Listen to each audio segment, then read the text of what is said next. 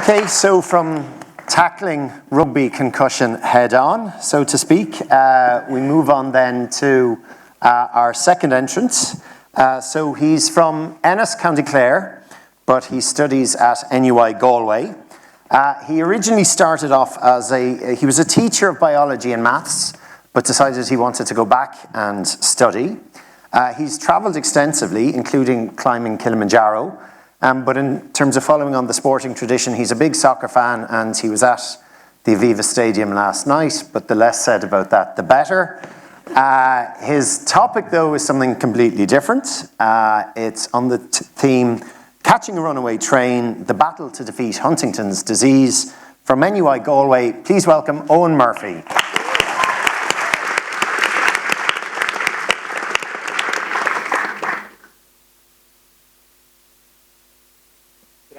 Thank you. Catching a Runaway Train, the Battle to Defeat Huntington's Disease. My name is Eoin Murphy. This afternoon, instead of simply giving you a presentation or delivering slides to you, I'd like to build a story with you, with your permission. The difference in this story is that we are all characters. And unlike other stories you might read, the end is yet to be written to this story. But to do that, we first need to ask some questions. How long do you expect to live? Into your 70s, your 80s, 90s? Hands up, anyone think they're going to live older than 100? No? There's a few. That's surprising because scientists are actually saying now that potentially the first person to live to 100 to 200 may have already been born. Maybe, but who knows? But what we do know now is that the current statistics say that females have a few years on the guys in the audience. The average female will live to be 82.8. Sorry, this is skipping on me now. I'm not sure why. And the average male, 78.4. But perhaps you might reach this age, 117 years old. Violet Moss Brown reached this age in September just gone in Montego Bay in Jamaica. Who knows? But to get to these ages, we have some obstacles, such as heart attack, heart disease, cancer, accidents, war, diseases. But what these all have in common is that decisions made decades ago in research have brought down the numbers of deaths. Heart attack, we now have stents, statins, pacemakers. Cancer, I don't know what's in this, cancer. Too many people still die, but we have early detection. We have better chemotherapy. Accidents, we're moving towards driverless cars. Improved safety mechanisms. War, believe it or not, with all the negative information out there, there's never been a safer time to be alive on this planet. Diseases, yes, there's still diseases, but we're eradicating diseases now. In 1980, smallpox, one of the most deadly diseases ever hit the planet, was eradicated. In the 20th century alone, it's estimated that between 300 and 500 million died from smallpox. There is no more smallpox. Research is helping us to win those battles. But one point that's not on that list is what I'm here to talk to you today about. The villain of our story. We're going to talk about genetic diseases. Has anyone here ever heard about genetic diseases? Some? Okay, we've got a few.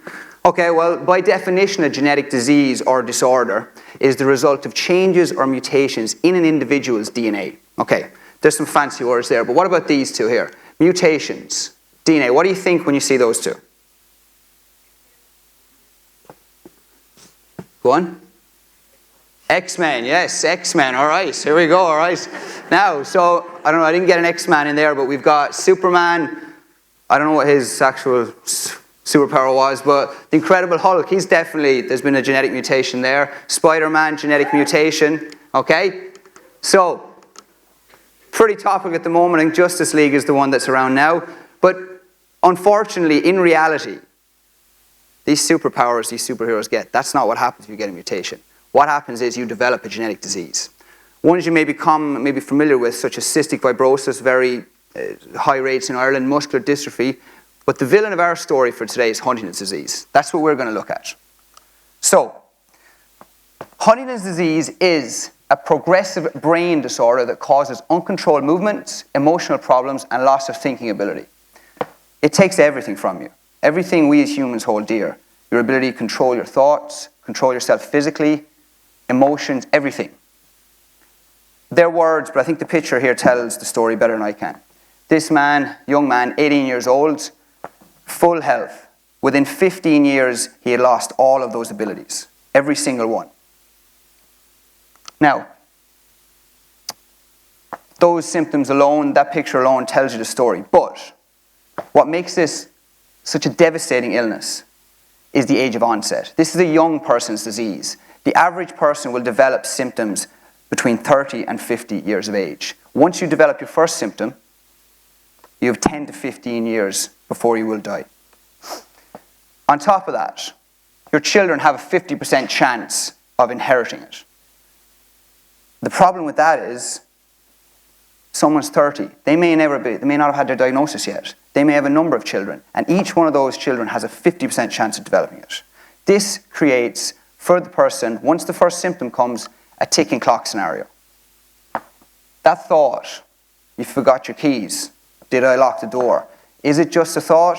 Is it just I forgot it? Or is this the early symptom? Is it coming now? It creates a ticking clock scenario.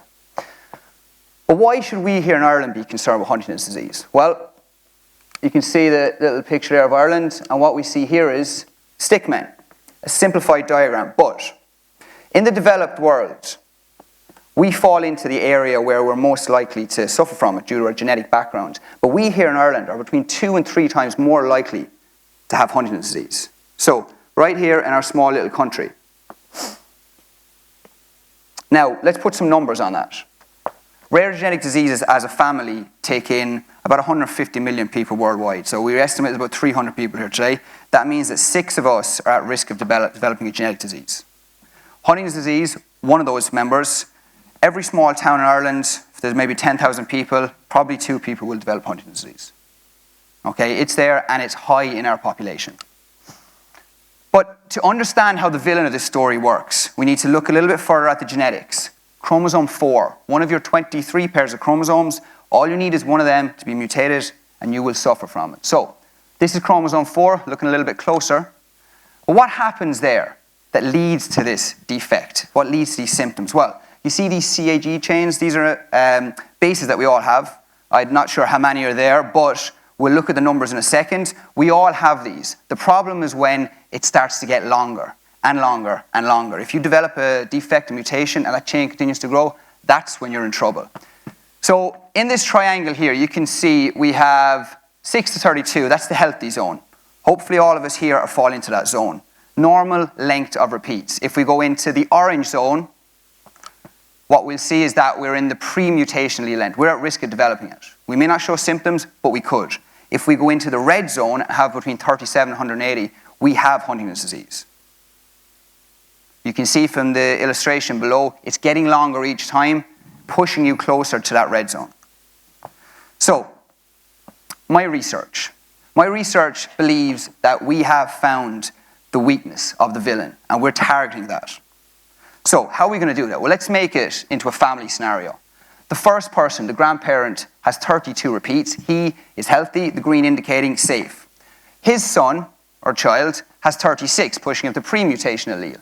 The grandchild, within 3 generations, has developed it. These 3 people, even though there's no history of Huntington's disease, that child will develop it. So in the space of a very short period of time, this can emerge into a family's line. How are we going to do this? Well, in every great story, the hero has a hidden strength or superpower. The superpower which we're going to use here is gene editing. We're going to look to take that grandchild's 40 repeats, and in the future, we believe that we can, using gene editing and CRISPR, state-of-the-art technology, reduce the length of that repeat back to the healthy zone. So, simply using a specialized enzyme which scientists have discovered, we can target the region where we know these expansions are getting longer from, and we can cut it out and bring it down. This is already being done. They're doing this. Not at this level in embryos, but they're doing this in mice at the moment. This is happening right now. So, CRISPR technology is the future of this. Gene editing is going to change how we treat diseases into the future. Looking at it a little bit closer, target the area on the DNA, use your CRISPR, cut it out, bring it back down, stop the expansions, reverse it. We can stop it. Yes. Now, the story so far. We're building a story here today, but this story started a long time ago. This picture is Nancy Wexler, whose own mother had Huntington's disease.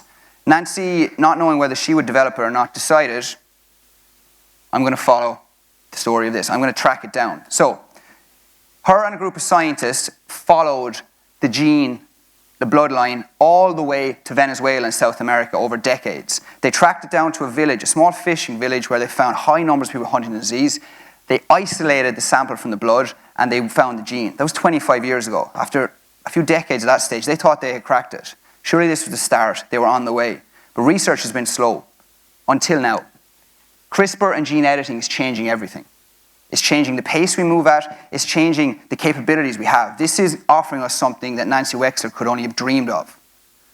So, to bring it back to one idea, if you take one idea from today's talk, this picture here is a lighthouse on a stormy night. It symbolizes for centuries for sailors safety on a dark night, safety from the storm, land, hope in the future. Research and CRISPR, gene editing, is giving people with Huntington's disease and other rare genetic diseases hope.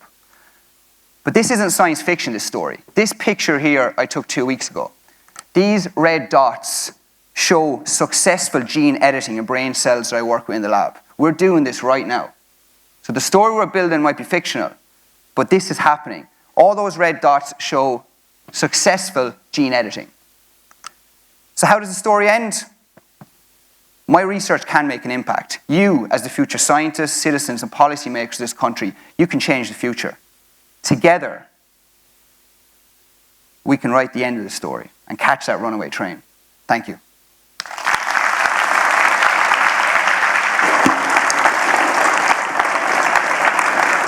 Okay, Eoin, thank you very much for your presentation. Questions? Thank you very much, Eoin. I was just wondering if you could tell us a little bit more about what is actually involved in gene editing. Sure. I mean, how invasive is it? Is it, you mentioned embryos, is it something that happens in the womb? At the moment, embryos, I suppose, that's further down the line. Somatic cell lines in our normal cells, our non-germ lines, shall we call them, that's where the research is being done. So a group that we collaborate with in Spain have done this in mice cells. They've, using similar techniques, editing techniques, they've actually shown that they can take mice which have a similar model, similar kind of chromosomes to us, they can reduce that number down and reduce the symptoms of mice. So it's quite smart. They use techniques where mice can run through mazes and track things and look for food by completing tasks. And they've shown that actually taking mice which have expansions which put them into the mutated zone, and they can actually reduce those expansions down, that the mice who have the reduced expansions can actually complete the tasks quicker. So what are they doing, injecting the mice with? Basically. I mean, to go specifically into what I've done there, how we do it in the cells we grow in the lab, is it's actually, the technology has come so far now, it's like baking a cake, the recipe.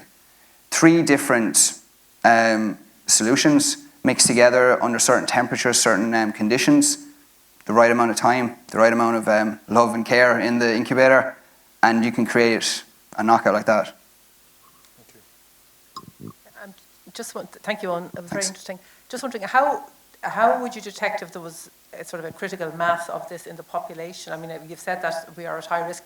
I mean, is there genetic testing going on that will alert people to whether they're high risk or not? Yeah, I mean, I suppose it's kind of a private topic really for people, because people often are diagnosed with it. Nobody will know. They won't tell people. Maybe the direct family will know because, obviously it's in their best interest for having kids and stuff. But the studies that we've done have been taken from Northern Ireland figures where they've actually done extensive statistical analysis and have expanded into the population that we know, the blood samples we've taken from here.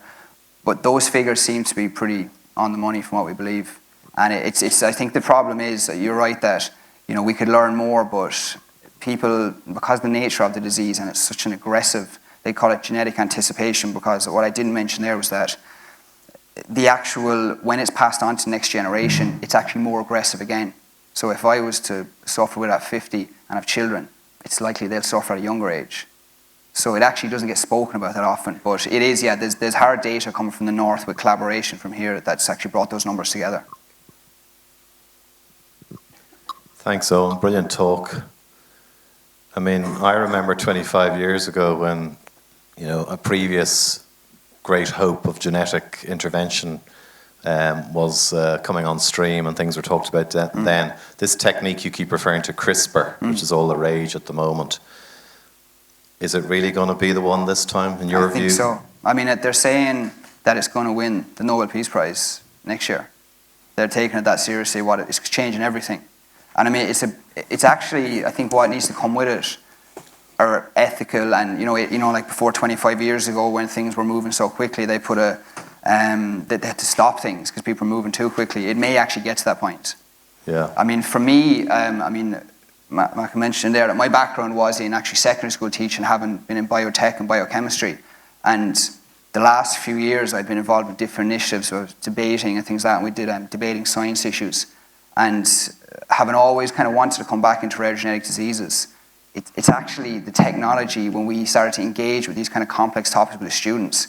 It's ironically, I was trying to inspire them to want to achieve, but the reverse happened. It kind of drove me to want to come back into research again because I could see what's happening now, the potential that's there for researchers. I mean, it's scary. I mean, there's so much going on and it's happening so quickly. I mean, that I think is the real danger. I mean, I'm talking about what we're doing and openly, but what people are doing behind closed doors in further fields, that's the real worry. How far does this go? How do you reel it in? I think that's what I think is the real danger. Okay, so that's our second participant today. Big round of applause for Eoin Murphy.